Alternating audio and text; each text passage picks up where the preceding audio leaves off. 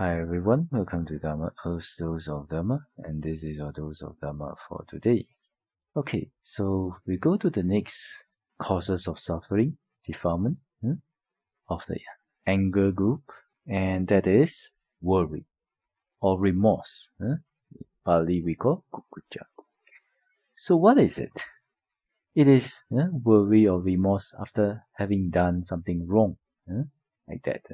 So what is characteristics? The characteristics is a regret. That regretful feeling. Regret. The quality of the mind that is regret. The function is to sorrow over, there's two things. What has been done and what has not been done. For example, one has done some evil. And then one sorrows over it. And one has regret over it. And also, maybe you have not taken care of your parents, you have not taken care of your kids well, you have done something wrong to the family, your spouse, etc. Oh, this one is what has been done.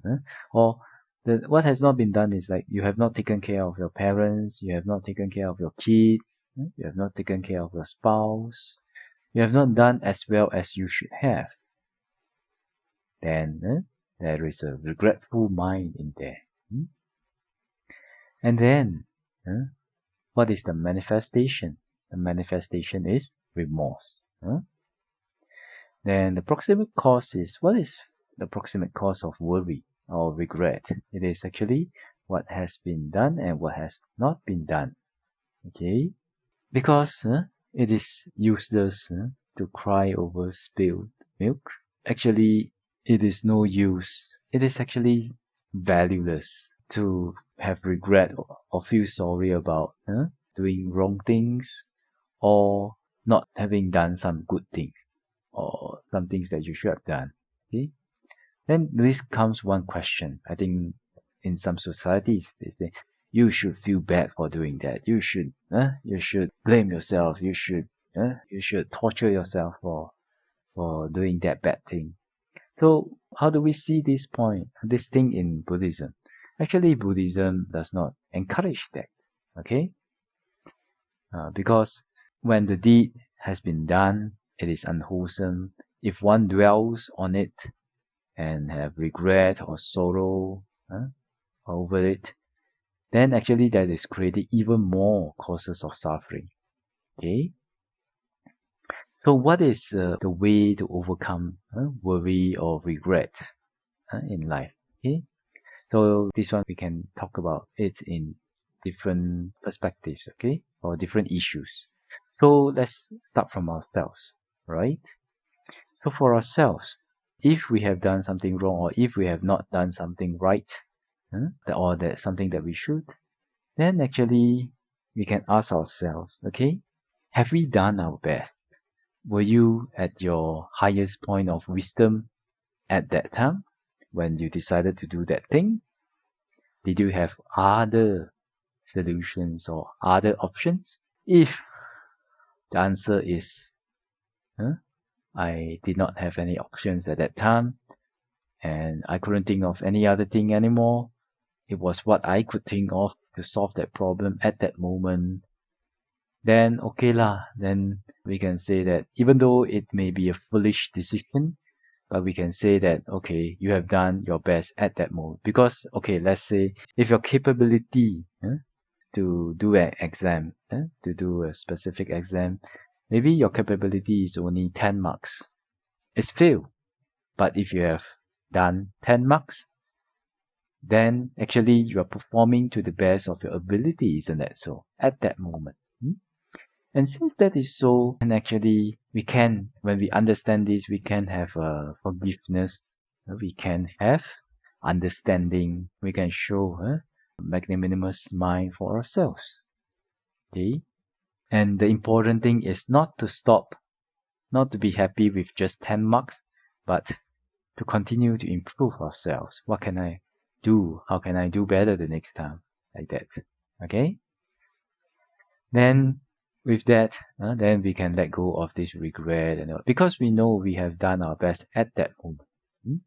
Okay, so What if you have not done your best at that moment? What if your capability is 10 marks and then you score just maybe like 7 marks because you were lazy, because you didn't do enough revision, etc.?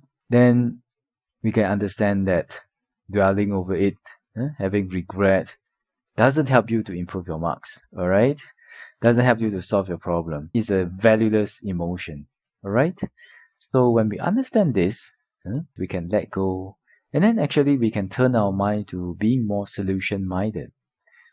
Being more solution-minded means, okay, now because of laziness, because of not having done enough revision, maybe because of poor time management, that was why I did not score as much as I can. I did not do as well as I can. What else can I do? What can I do? What can I do? Keep asking yourself, what can I do? What can I do? How do I solve this problem? What can I do? You see, if we always incline our mind and train our mind to be always solution-minded, then actually a lot of sufferings in life we can overcome and transcend them actually. Because we understand that these negative emotions do not help you to solve your problem.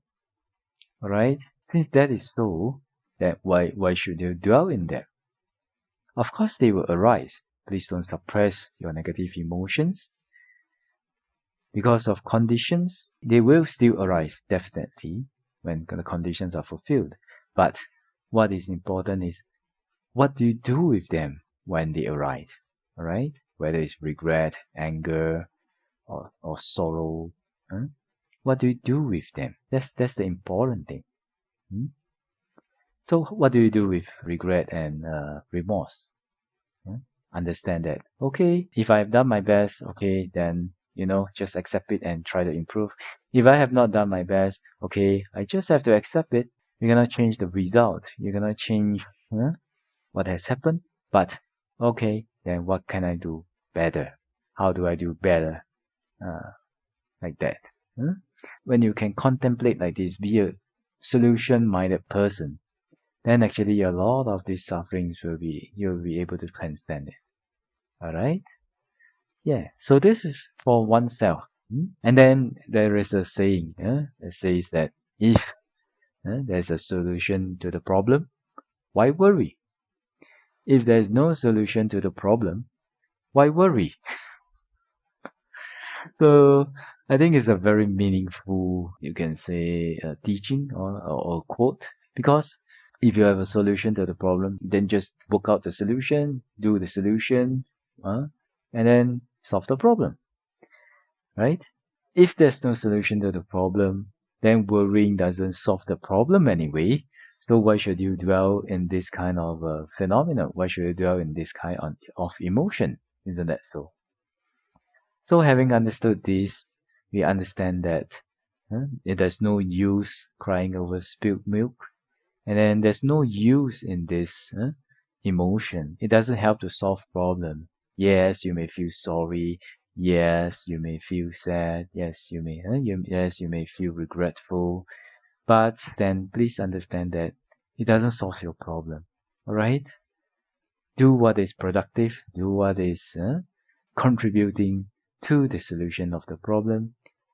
That will be more helpful. And actually that brings up your mind, from the negative emotion of regret and remorse. It actually brings up your mind and make you an even more positive person. So no amount of regret, no amount of mistakes, definitely we will make mistakes in our lives, but we do not allow the mistakes to drag us down with this kind of attitude. Okay, this kind of positive and wise attention. Like that. Okay.